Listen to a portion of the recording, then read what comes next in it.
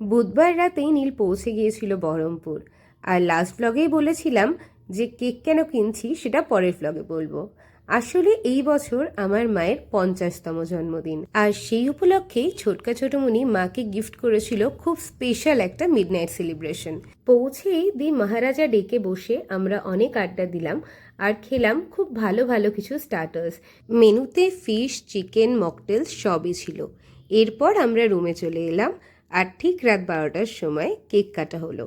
আর হলো প্রচুর হাসি ঠাট্টা আর আনন্দ। এই সময়গুলোই কিন্তু থেকে যায়, আর এই ভিডিওগুলো আমাদের সেই সময়টাকে আরও ধরে রাখতে সাহায্য করে। ছোটকা ছোটমণি মায়ের জন্য প্ল্যানটা করলেও এই গিফটটার উপভোগ কিন্তু আমরা সকলে করেছি, আর প্রচুর ছবিও তুলেছি, সেগুলো ফেসবুকে পরে পোস্ট করব। এরপর সেলিব্রেশন শেষ করে আমি আর ছোটকা মিলে সবাইকে খাবার সার্ভ করলাম। আসলে ছোটকা করছিল, আমি হেল্পিং হ্যান্ড। আর ডিনারের সাথে চললো আরেক রাউন্ড গল্প। আমিও নিজের প্লেটটা সাজিয়ে বসে পড়লাম। এবার বাড়ি ফেরার পালা। মায়ের জন্মদিনটা কেমন কাটিয়েছিলাম সেটা জানতে হলে কিন্তু দেখতে হবে পরের ব্লগটা।